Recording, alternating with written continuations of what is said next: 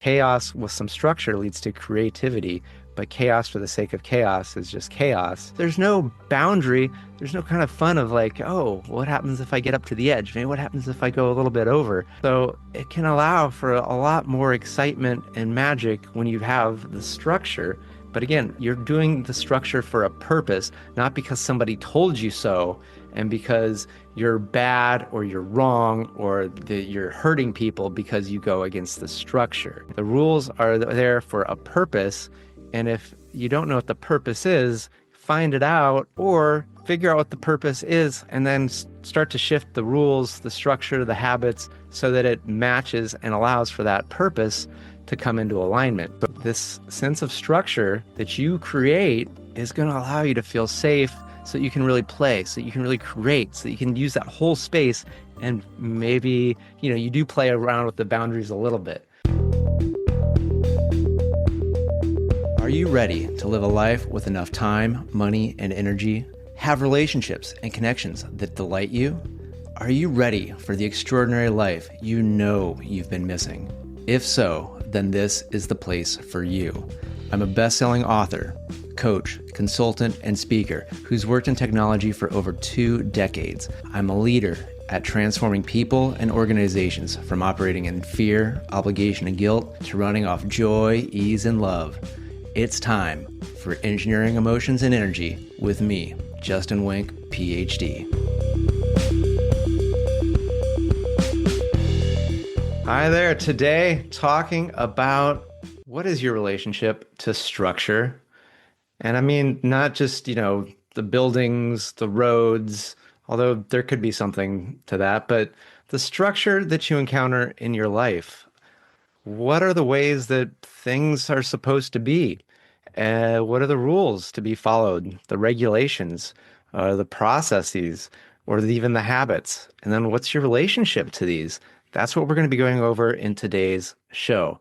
So start thinking about, do you like it when things are a set way and it's just like, this is how it's going to be? Or does that give you a little anxiety and it's like, fuck that. I want to be a rebel. I want to do it my way. You can't tell me what to do. I'm a free spirit. I'm going to do it the way I want to do it, not the way anyone tells me to. In fact, if somebody tells me to do it one way or another, you better believe I'm not doing it that way anyway. But to start to consider these things, and we're going to go into like how your relationship with various forms of structure might be serving you, because it's not all way or the other. Like many things, it's often about finding the balance that works for you. And also, are you able to get out of balance at the appropriate time and then get back into balance when it's time to get back into balance? So, structure in my life, I've found, because I'm an electrical engineer, so there's definitely aspects of me that just love structure, that this is the way to do it. You do it this way. Everybody does it this way. It's partially a little bit of my German heritage. I lived in Germany for a while, and there was parts of it I loved because the Germans, there is a way to do things. It's one of the reasons the Autobahn works there, and it probably would not work anywhere else, especially the United States, because there's a way to drive. If you are passing, you go in the left lane and you pass. If you are just cruising or you are not passing, you get over to the right.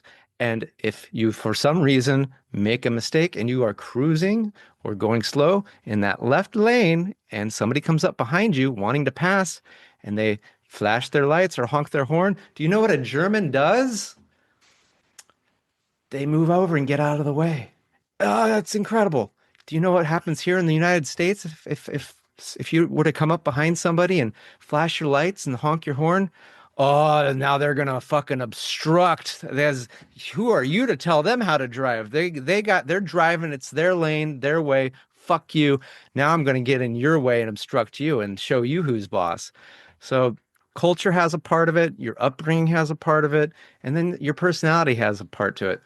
And so for sure, going to school, lots and lots of school, lots of tests, lots of studying, lots of rules, lots of equations, lots of formulas. So lots and lots of structure is what I grew up with. And chances are, if you went to school in the US or in the Western world, you had lots of structure one way or another.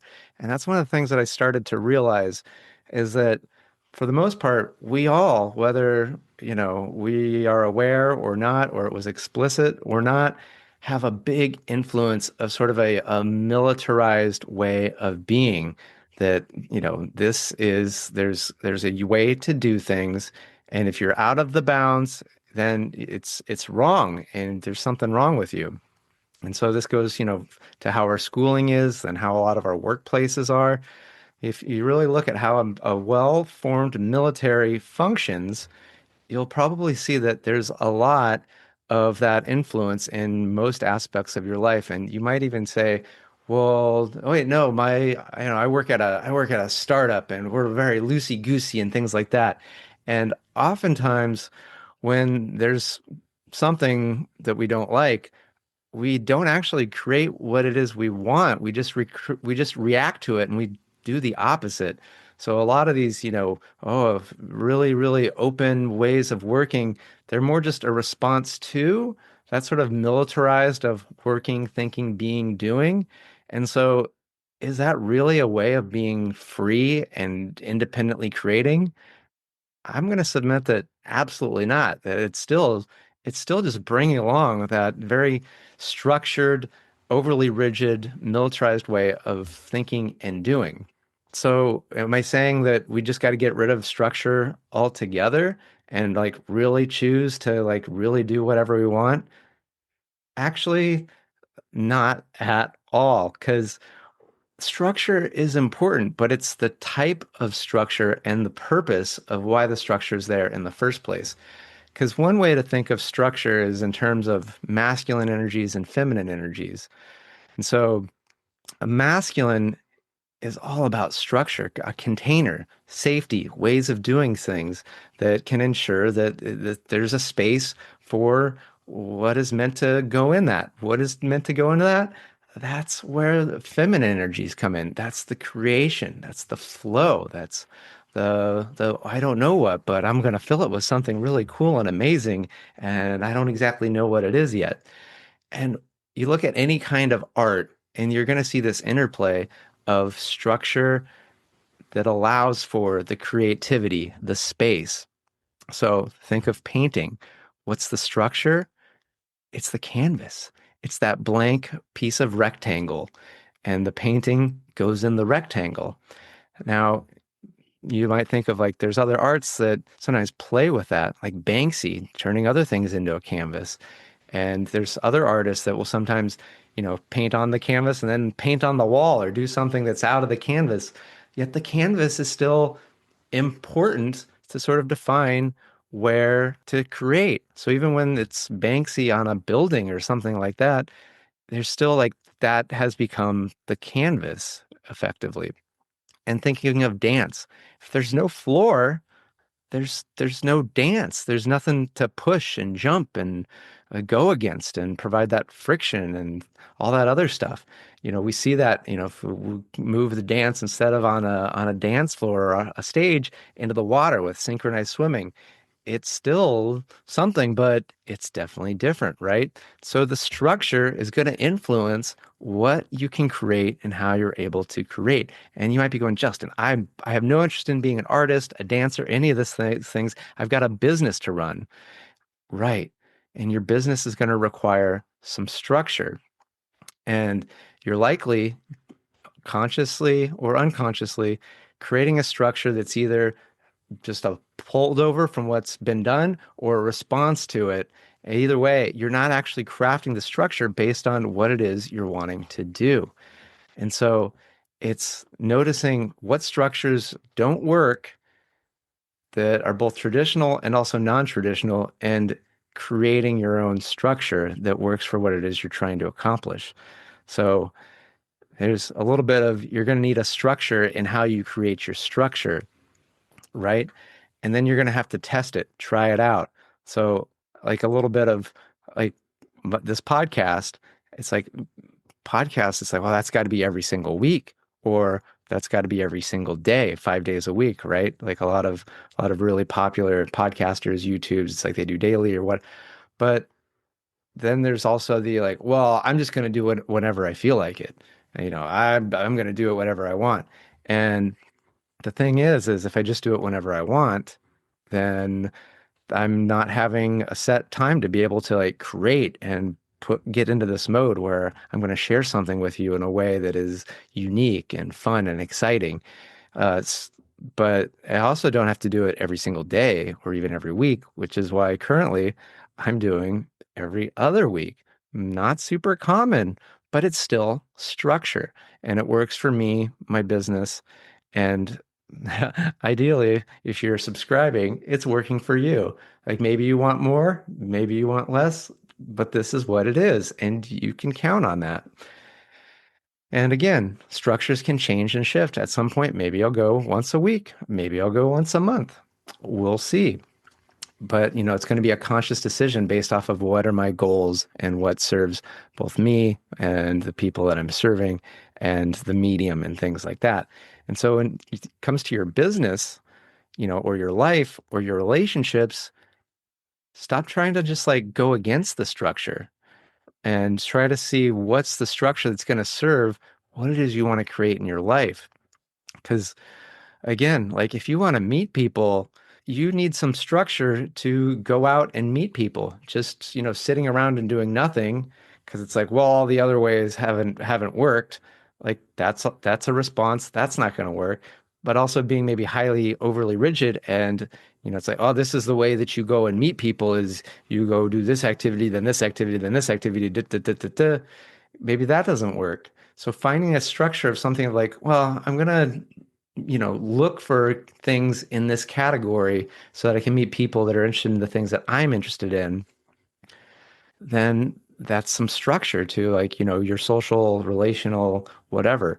And so it's finding that structure that's going to support you and what you want to do. And when you go through it this way, this also allows you to have some creativity and some flow in the structure. Yet remember, the structure does require being stable for an amount of time to allow some safety to ease into and to just allow to explore that space that the structure is actually providing. Um, for example, if we're going to the stage thing, if the stage starts, moving around or shifting, that's that it's like, well, wait, I don't know if I can actually go stand there or dance there because maybe something's going to happen to it. A good example of this is Cirque du Soleil. They have a show, I think they still have it, called Ka. It's in Las Vegas, where the stage actually moves around. It's a feat of mechanical engineering where the stage can go up and down and rotate and shift. And again, the whole thing is planned with this so everybody knows what's going to happen next. So to, the audience, it's like, oh my gosh, that person was climbing up the stage, and then part of the stage just sort of disappears, and now the person like falls down. The person knows that there's probably a pad that they're going to be safe. We know that everyone's going to be safe. And so it can a lot, it's a whole other level, right? So, but you need some structure. Like that stage is doing the same thing every night. They're not changing how the stage moves every show because that would be chaos, dangerous. And if you're changing your structure, every day or depending on what it is, every week or even a month, depending on what it is, it's probably causing some chaos and some friction and some uncertainty because structure creates a sense of safety, which can allow us to really play and be creative. There's a there was a study that was done, and I heard it was in Eastern Europe, where they're like, oh, let's we have an elementary school or I don't know, school age kids that like to play. Let's see what happens if they don't have any fences. They have free reign. It turned out that because there wasn't a set defined boundary, most of the children just played really close to, where the buildings were because it felt safe. When they later went back and they put the fences back up, the children played in the entire space all the way up to the fence because they knew that the whole region was safe and it was okay and that nothing bad would happen. And so this sense of structure that you create, again, is going to allow you to feel safe so that you can really play, so that you can really create, so that you can use that whole space. And maybe, you do play around with the boundaries a little bit because that's fun sometimes, right? If there's no boundary, there's no there's no kind of fun of like, oh, what happens if I get up to the edge? Maybe what happens if I go a little bit over, right? So it can allow for a lot more excitement and magic when you have the structure. But again, it's you're doing the structure for a purpose, not because somebody told you so and because you're bad or you're wrong or you're hurting people because you go against the structure. You know, the rules are there for a purpose. And if you don't know what the purpose is, find it out or figure out what the purpose is and then start to shift the rules, the structure, the habits so that it matches and allows for that purpose to come into alignment.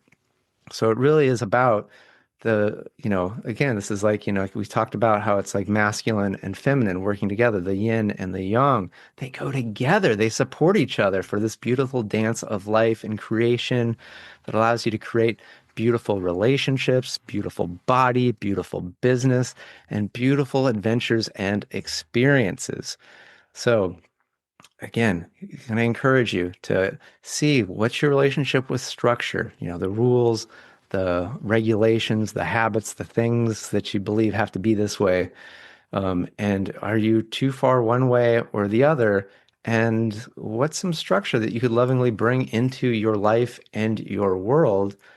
And then loving your creation enough to give your new structures a chance, right? Because it's like with this podcast or, with a way of eating or a way of exercising or a way of, getting my business out there. If I don't do it for a certain amount of time to start to trust it and allow it to do its magic, I'm just going to be wanting to change it all over the place and it's going to create chaos. And again, chaos isn't a total bad thing, but it's how do you use the chaos and structure the chaos.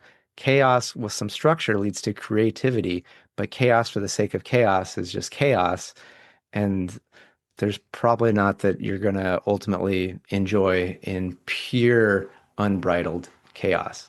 I might be wrong. I've given it a go, and I do find that some structure consciously created can allow for so much more fun, so much more enjoyment, and such amazing impact and results.